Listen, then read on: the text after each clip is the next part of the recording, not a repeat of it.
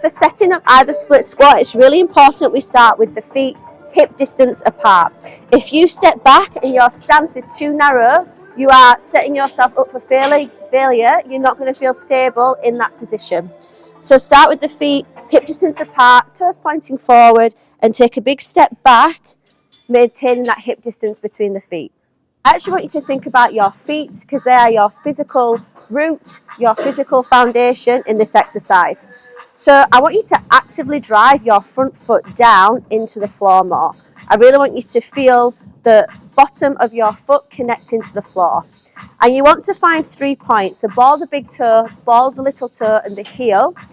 You want to try and keep your toes relaxed and pressing the whole foot into the floor to create an active tripod. And that's going to give you a really strong base for that front leg.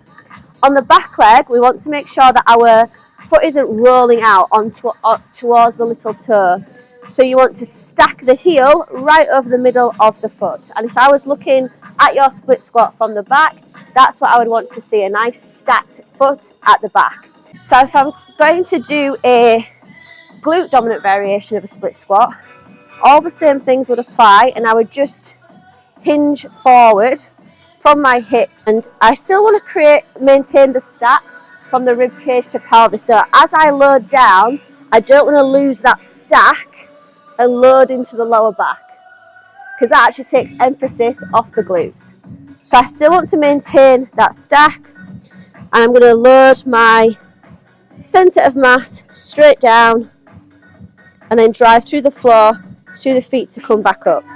Because I've got this slightly forward lean to my torso, I'm not getting as much emphasis on the quad at the back, but I'm getting a much bigger stretch through my glutes and my upper hamstring, and that's going to work that area a little bit more. One common mistake that I see is that people don't understand their active range in this position. So when we watch it from the back, we get a lot of this. In other words, this is not what we want to see. We want to see your spine and hips loading straight down until you reach a natural stopping point. If I see this, it means you've gone outside of your active range of motion. And we get a lot of stress on the external part of the hip and the lower back. And then we get a lot of women experiencing hip and lower back issues in relation to this training style. This is how we add our dumbbells into the mix. So first we deadlift them off the floor, and then we set up our split squat.